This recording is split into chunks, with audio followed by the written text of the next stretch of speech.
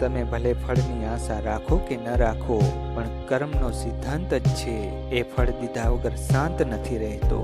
સરખામણી લોકોની મહેનત સાથે કરો, તેમના મોજશોખ સાથે નહીં. ગૂગલ આપણને જ્યાં જવું હોય ત્યાં લઈ જાય છે, જ્યારે શ્રીમદ ભગવદ્ ગીતા આપણે જ્યાં જવું જોઈએ ત્યાં લઈ જાય છે. લોકો તમારી કદર એ સમયે નહીં કરે જ્યારે તમે એકલા હશો, પરંતુ તમારી કદર એ સમયે કરશે જ્યારે એ એકલા હશે. આ કળિયુગ છે. અહીં હેતની પાછળ પણ કંઈક હેતુ છુપાયેલો હોય છે. વટ, વેર અને વહેમમાં લીધેલા નિર્ણય એક દિવસ પછતાવાનું કારણ બને છે. નસીબ એટલે આપણે જે દુઆઓમાં માંગતા હોઈએ એ બીજા કોઈને એમ નેમ જ મળી જાય. લોખંડ નરમ થાય તો ઓજાર બની જાય, સોનું નરમ થાય તો આભૂષણ બની જાય, લોટ નરમ થાય તો રોટલી બની જાય. એક માણસ જ નરમ નથી બનતો, નહીંતર નરમાંથી નારાયણ બની જાય. સંતોષકારક જીવન જીવવા માટે એક સત્ય કાયમ માટે સ્વીકારી લ્યો, બધું બધાને નથી મળતું.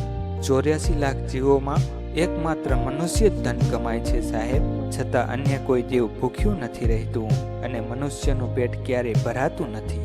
અત્તરથી કપડાં મહેકાવવા એ કોઈ મોટી વાત નથી. મજા તો ત્યારે આવે જ્યારે સુગંધ આપણા કિરદારમાંથી આવે. જિંદગી જેવી મળે તેવી જીવી લ્યો, કારણ કે મજા જીવવામાં છે, ફરિયાદો કરવામાં નહીં. વાણી બતાવી દે છે કે સ્વભાવ કેવો છે, અને દલીલ બતાવી દે છે કે જ્ઞાન કેવું છે. રોટલી માણસને મેળવવા માટે પણ દોડાવે છે અને પચાવવા માટે પણ દોડાવે છે. ભગવાન ક્યારે આપણને સજા નથી આપતા, બસ આપણે કરેલા કર્મો જ આપણને સજા આપે છે. ભગવાનને પણ પોતાના કર્મોનું ફળ ભોગવવું પડ્યું હતું, માટે કર્મ હંમેશા સમજી વિચારીને કરવા. જો ઈશ્વર પાસે કંઈક માંગવું જ હોય તો પરિવારની એકતા અને ખુશી માંગજો, કારણ કે મંદિરોની બહાર ગરીબોને પરિવાર સાથે હસતા જોયા છે અને અમીરોને પરિવાર વગર મંદિરની અંદર રડતા જોયા છે. ખોટું વહેલું કે મોડું પકડાઈ જાય છે, જ્યારે સાચું વહેલું કે મોડું પરખાઈ જાય છે. ખોટું પકડાય ત્યારે અંત અને સાચું પકડાય ત્યારે આરંભ થતો હોય છે. કોઈ દિવસ નિર્ણય લીધા પછી ગભરાશો નહીં.